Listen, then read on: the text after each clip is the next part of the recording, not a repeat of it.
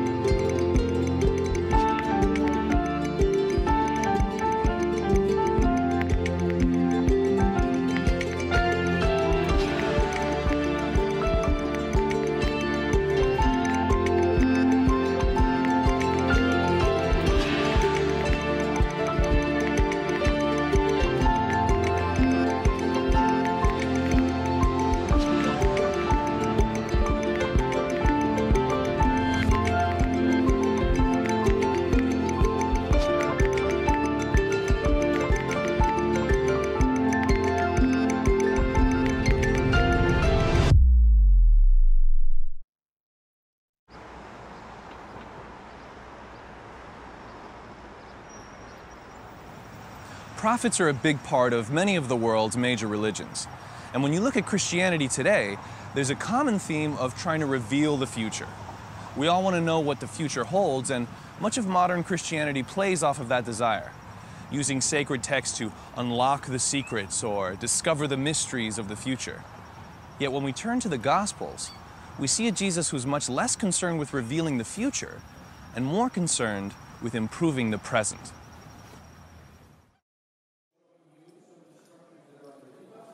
When we go back to the moment in the synagogue where Jesus first announced his revolution, we see that he taught as a rabbi. He referred to himself as a healer, and we also see that he claimed the title of prophet. And as he read from the words of another prophet, Isaiah, he presented a message of God's radical acceptance of those rejected by Jesus' society. The poor, prisoners, the blind, the oppressed, even of unbelieving Gentiles. As a prophet, Jesus was on a mission to bring together all the different people his world had condemned and neglected.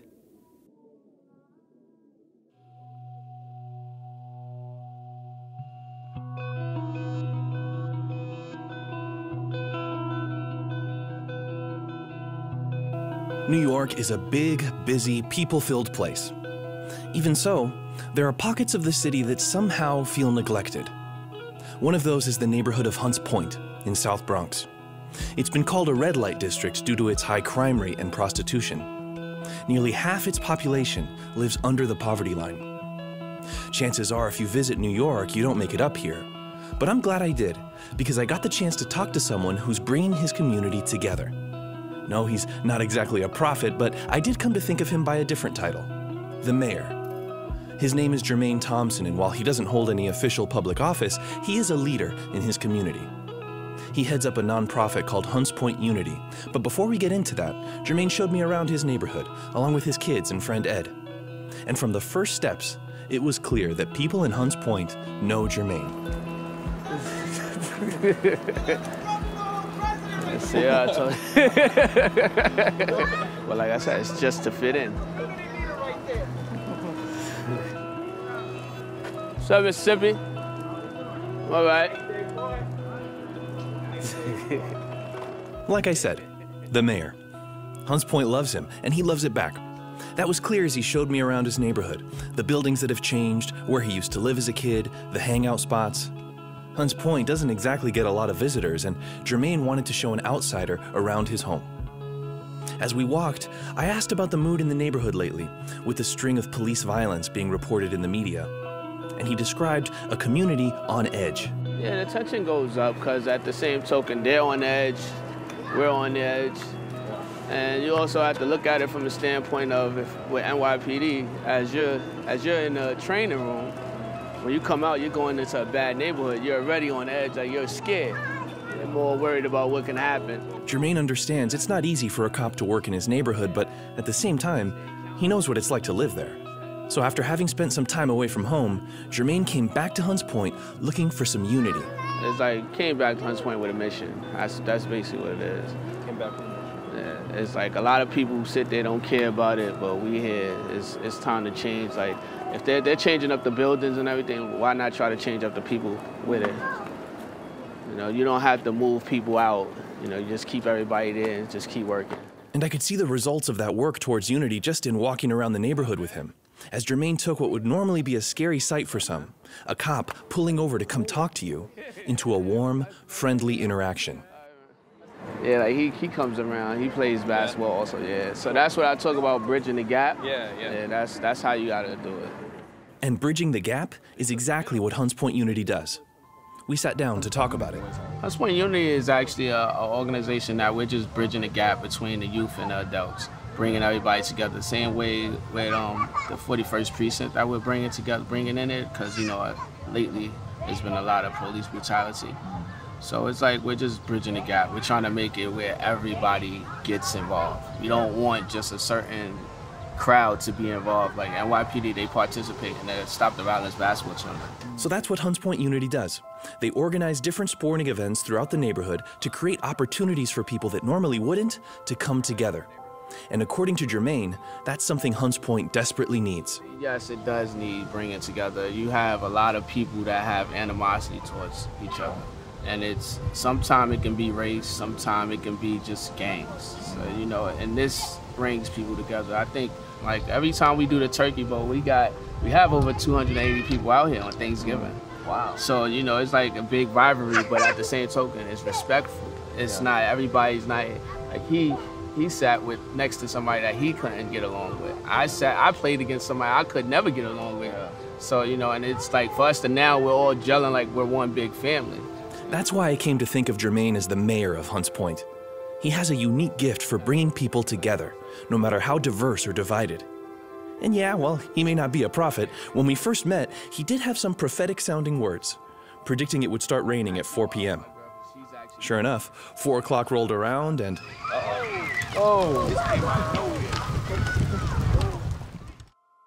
We'll be seeing more of Jermaine's story later on, but for now, suffice it to say, I'm glad I made it up to Hunts Point. There, I saw that if you want to see a better future, you need people who are willing to work to transform their present. The prophets that came before Jesus regularly pointed to the future through warnings and visions. But they also worked tirelessly to improve their present reality. They claimed to bring a message from God, to call the religious cultures of their times to turn back to Him and bring justice for those their society had neglected. Back in that moment in the synagogue, Jesus gave examples of how God had used prophets to provide care for people Jesus' religious culture hated and rejected, such as how God used the prophet Elijah to provide food and sustenance to a pagan widow and her son, who otherwise would have starved to death in a famine, and using the prophet Elisha to heal and transform a heathen warlord from Syria. This message of God's radical acceptance was so despised by the religious group there in that synagogue that they were driven to murderous rage. This may seem shocking to us now, but when we look through the Judeo-Christian scriptures, we see that a prophet fighting for a message of God's compassion and acceptance against an entrenched religious culture was nothing new. For instance, the prophet Jonah was an ordinary man sent by God to a city outside of his religious group, Nineveh, that was steeped in violence, and God showed them compassion. Joel addressed his religious community in Judah, calling them to return to God and embrace a life of compassion. The prophet Amos was just a simple shepherd who fought against the complacency within his religious group, calling them to return to God and focus on justice. The prophet Hosea's life was a message in itself, as he married a promiscuous woman, and as an example of God's continual forgiveness and compassion, he forgave her and took her back every time she was unfaithful. The great prophet Isaiah, whose writings Jesus read in the synagogue, called his religious group to return to God and care for the poor and disenfranchised they had neglected.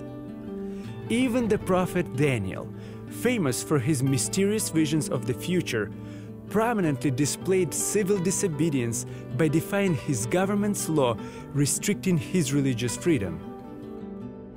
The prophets before Jesus regularly fought for acceptance, compassion, and justice, often in the face of religious resistance. This was true for Jesus as well.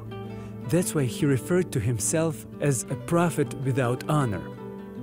It may not have endeared him to the religious leaders of his time, but Jesus the prophet always pushed God's message of compassion, mercy, and justice for those less fortunate.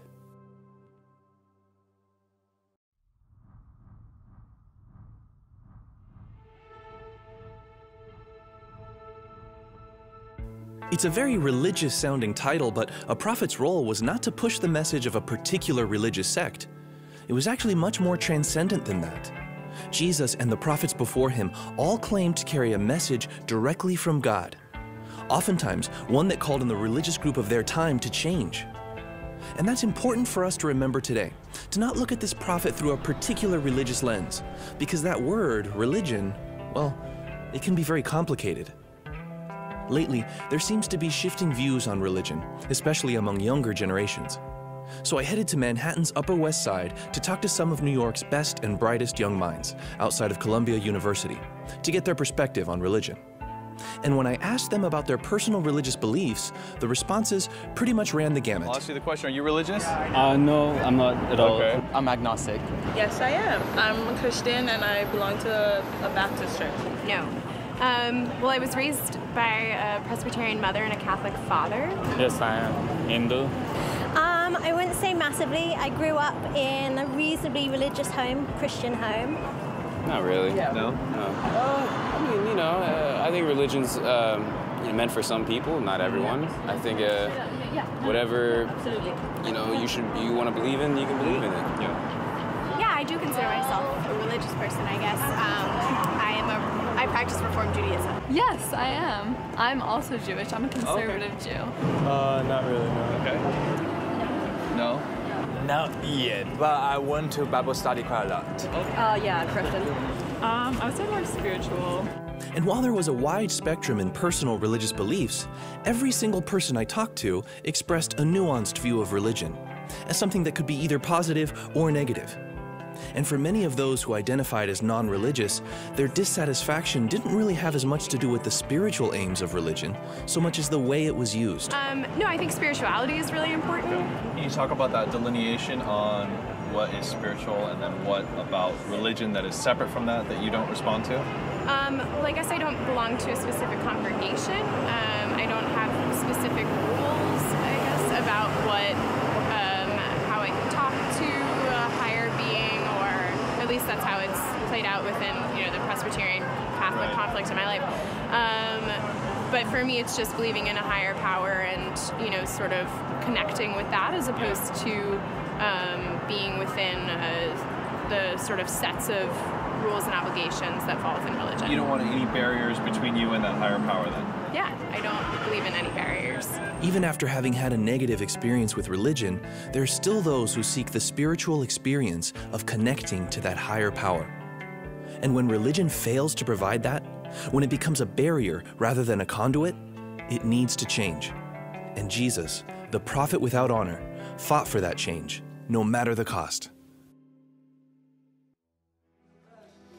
When we look at the prophets leading up to and including Jesus, we see that the notion of seeking change within the religious culture of your time was nothing new. In fact, this was one of the key functions of the prophets, including Jesus. They were revolutionaries that called the religious culture of their time to reform. This was frequently met with anger, violence, and even death, as it was with Jesus. But that's the life of a prophet without honor. To try and make a difference at the expense of everything, even your own life. Looking at religion today, just as it's always been, there are problems. But it's one thing to point out what's wrong with the world. It's another thing to do something about it. And that's exactly what this prophet did.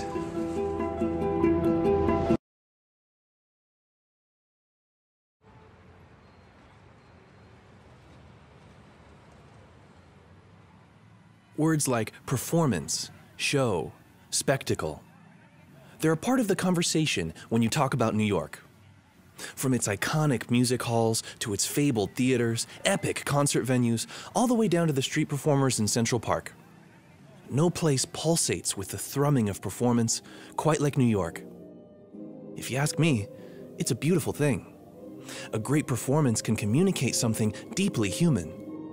Something that goes beyond cultures and languages. Something true, meaningful, transcendent. But when a word like performance becomes attached to words like dogma, religion, and spirituality, something much less sincere happens. In fact, a different word comes to mind.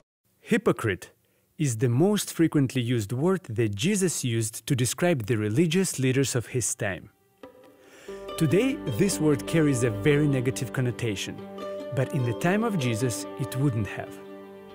The word hypocrite is derived from the Greek word hypokrites, which simply means a stage actor. And in a Greek stage production, the actors would have always worn masks. Jesus took the word hypocrites and repurposed it to refer to the religious people he encountered that lived duplicitous lives. Those who presented one thing on the outside, but were something else entirely on the inside.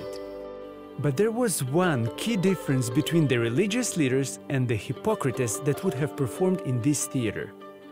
The people that sat in these seats knew they were going to see a performance. Conversely, the religious hypocrites of Jesus' time made their charade a secret. They didn't want people to know they were wearing a mask. Jesus was not just calling them hypocrites. He was exposing them for what they really were.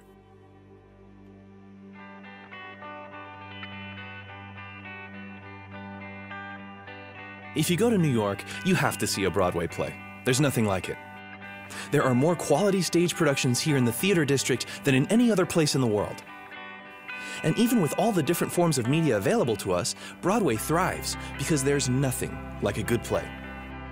In that theater, the audience and the stage actors enter into this unspoken agreement that for the next few hours, the actors on stage are going to adopt a role and put on a performance that will take something the audience knows is a charade and transport them, hopefully making them feel something profoundly real.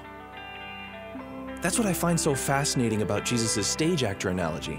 It looks at the connection, or maybe the lack of one, between what you present on the outside and what's true inside of you. To explore that further, I went to a cafe in the theater district to talk to a Broadway stage actor. His name is Clifton Davis. I have had a 47-year career in the entertainment industry. I did my first job, which was a Broadway show named Hello, Dolly, in 1967. And Broadway has been a passion of his since he was very young. I fell in love with Broadway when I first saw my first Broadway show, and it became the passion of my life. But Clifton Davis is a man of many talents, and even though Broadway was his first passion, his career as an entertainer has branched into many different paths. So I've had a good career. I've done 3 television series. I've done 8 Broadway shows. His acting work on stage has earned him a Tony nomination, but he's also written some hit songs. I'm a songwriter. I used to write for Motown. I wrote pop music for Motown. I wrote for Michael Jackson. Never Can Say Goodbye, Looking Through the Windows, a couple of my songs that I wrote for him, and for other artists on Motown back in the day. So I've been a busy beaver in my artistic career. All over the place, great. But lately he's come back to acting on stage. At the time of our talk, he'd recently finished a run on the Broadway hit Wicked, and was currently in the Broadway adaptation of Aladdin. And we talked about the work that goes into putting a successful stage production together. A great deal of work.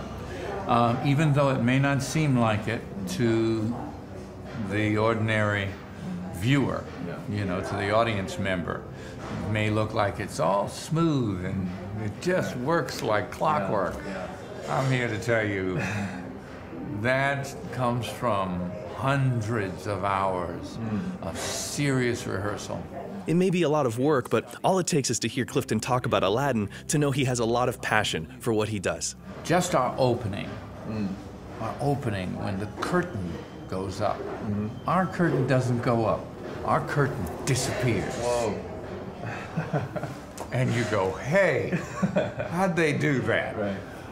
Look at me, I'm getting all excited thinking about it. And as our conversation turned more towards the craft of acting, I asked about the differences between acting on stage and acting on camera. Rather than just tell me, he showed me, acting out his current role as the Sultan as an example. So when I'm on stage, it's much larger so that people in the back can see it. So I express myself in larger terms, larger moves, gestures. So I would come to Jafar and say, any word on how it's going? With intensity and intention, and I want an answer. So I do it with a gesture like this on stage. If I were on film,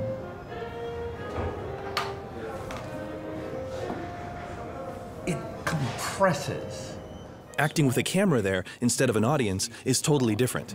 Camera could see you thinking. So you really just need to think the right thoughts without the size. And so you bring it down. So I would do this on film. I would come in and go, any word on how it's going?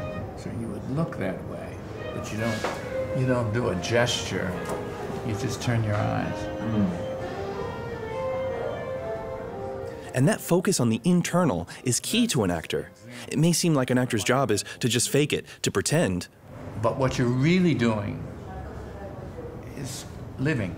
You're feeling your intentions, and your feelings are coming out. What Clifton emphasized many times is, whether you're on stage or screen, the heart of acting is about getting to the heart. And then you find the truth of that moment within yourself, and you project that through living it. It may be part of a charade, a show, but good acting is all about being truthful on the inside.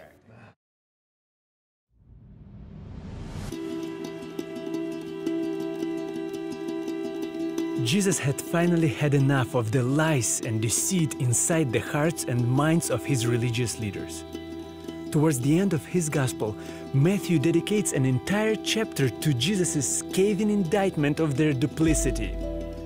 In this chapter, Jesus uses language of a fiery passion unlike anything else in the Gospels to describe people whose focus was purely on the outside, only for show, while inside was only lies and darkness. They don't practice what they preach. Everything they do is for people to see. They love the place of honor and the most important seats. Woe to you, teachers of the law and Pharisees, you hypocrites! You shut the door of the kingdom of heaven in people's faces. You hypocrites, blind guides, you blind fools! You hypocrites, you give 1/10 of your spices, but you have neglected the most important matters of the law, justice, mercy, and faithfulness. You hypocrites! You clean the outside of the cup and dish, but inside they're full of greed and self-indulgence. You hypocrites! You're like whitewashed tombs, beautiful on the outside, but inside are full of filth and the bones of the dead. You hypocrites! You build tombs for the prophets. You're descendants of those who murdered the prophets. Go ahead then and complete what your ancestors started. Snakes, sons of vipers, how will you escape the judgment of hell?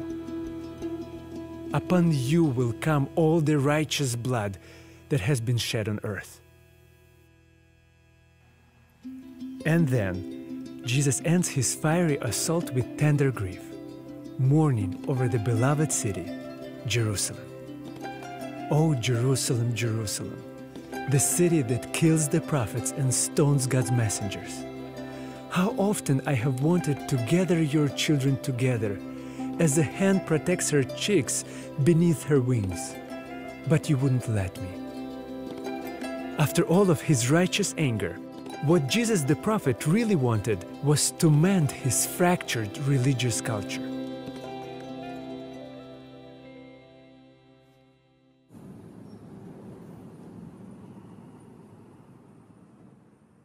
Clifton Davis is a Christian, and his faith is very important to him. It's a part of everything he does. And so God has opened the door for me to share my faith around the theater, where we have prayer circle every performance. Really? Every performance. And his work and his faith intersect on an even deeper level.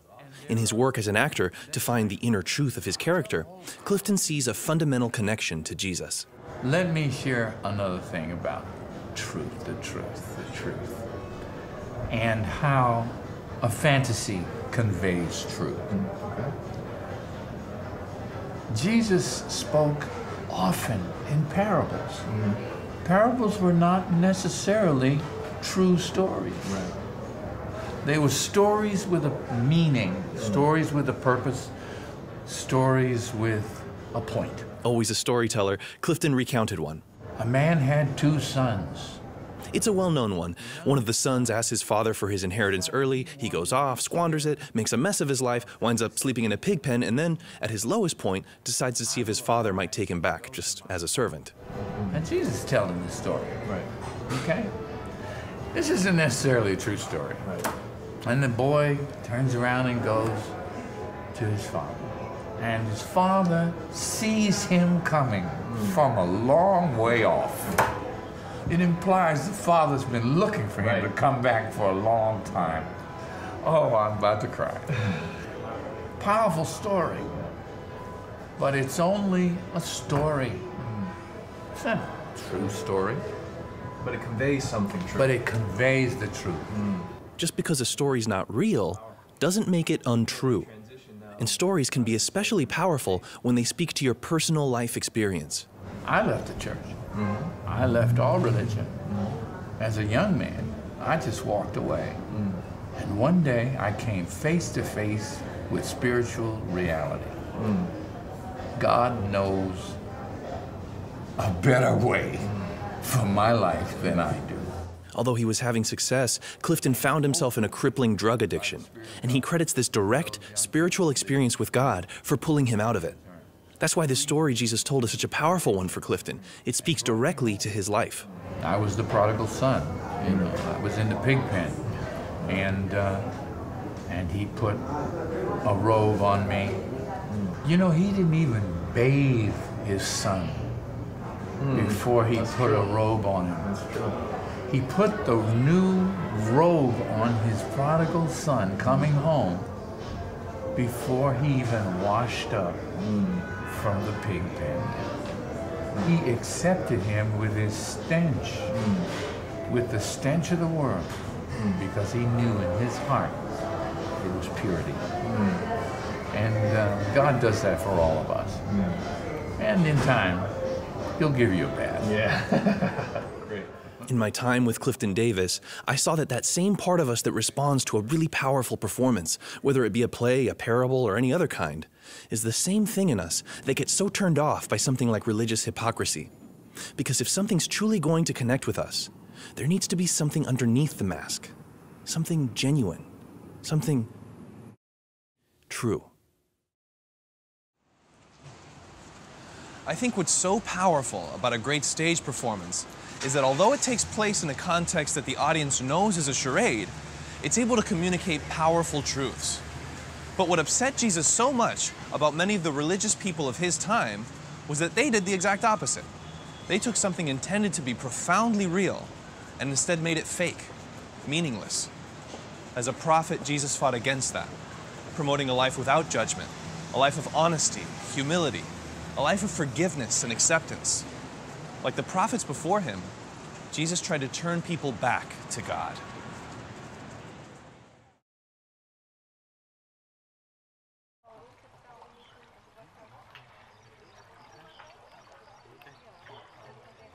The Gospels present another prophet in addition to Jesus, John the Baptist. All four Gospels mention him, describing him as the son of a priest who grew up in the wilderness, wearing camel's hair and eating locusts and honey. He preached and baptized right here by the Jordan River. By all accounts, he had a huge following. In fact, the writings of the first-century historian Josephus contain even more references to John the Baptist than to Jesus. Yet, as popular as he was, the Gospels present him as a prophet that pointed to the coming of another one who was even greater than he. The Gospels are saturated with references and allusions to Jewish scripture, or what Christians call the Old Testament. The significance of these references is enormous. Jesus is not just any prophet.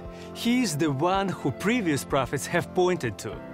The books of the prophets Isaiah, Zechariah, Daniel, Jeremiah, Ezekiel, and more all contain writings that find their fulfillment in the life of Jesus. But perhaps the most significant comes from Israel's greatest prophet, Moses. In the book of Deuteronomy, he writes, "The Lord your God will raise up for you a prophet like me from among you, from your fellow Israelites. You must listen to him." The Gospel's presentation of Jesus has many allusions to Moses. Like Moses, Jesus was supposed to be killed as a child, but instead found refuge in Egypt. Like Moses, Jesus delivered his law on a mountain, and like Moses, he fed the children of Israel in the wilderness. John writes that after Jesus fed thousands of people, they responded by saying, "This is indeed the prophet who is to come into this world." The Gospel's message regarding this prophet is clear. He is not just any prophet. He is the one true prophet. Jesus makes an incredible statement in the Gospel of John, saying, "You search the Scriptures because you think they give you eternal life, but the Scriptures point to me."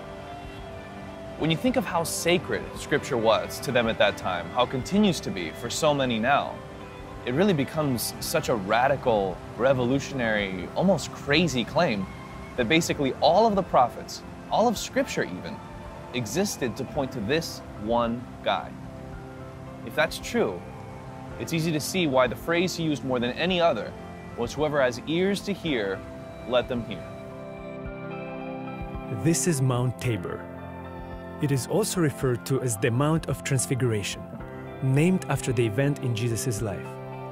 The Gospels present this story in spectacular fashion. Jesus climbs the mountain with 3 of his disciples to pray. As he is praying, his appearance begins to change. His face begins to shine with a bright light, and his clothes are like a flash of lightning. And then 2 of Israel's greatest prophets, Moses and Elijah, appear and begin to talk to Jesus. They talk to him about his mission, about what he was going to fulfill. The disciples wake up and start to stammer, but then a cloud appears and God himself speaks, saying, "This is my chosen one. Listen to him." A prophet's life was about delivering the message of God to improve their world. And in this moment, God is pointing to Jesus as a prophet unlike anyone the world had ever seen. Someone with a special mission. Someone who would change the world like never before. The prophet said it. Jesus said it. Now God himself was saying it. Look at him, listen to him, and see the world become changed.